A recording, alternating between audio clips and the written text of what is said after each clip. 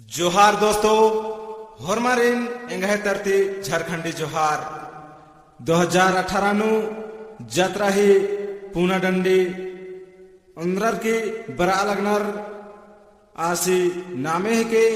mister Sandeep राव आसी साची अली अदी नामे है के रेणु राव और डंडिन लिक्चर हमार घाघरा सासोता चेड़ा जोखर और ही नामे है के एसएस अनिल राव मिस्टर तेजपाल राव और डंडिन रिकॉर्डिंग नंस के शौर्या म्यूजिक बक्सी डिप्पा लोहर तग्गा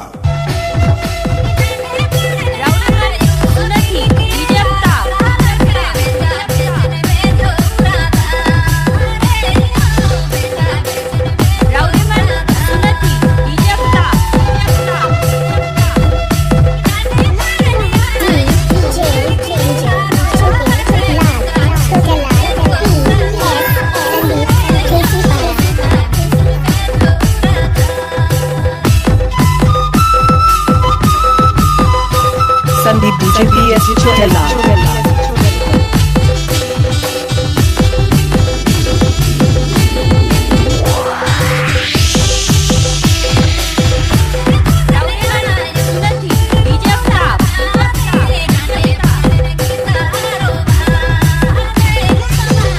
आपने मन सुनती संदीप डीजे छोटेला PS म्यूजिक सेंटर केसी पारा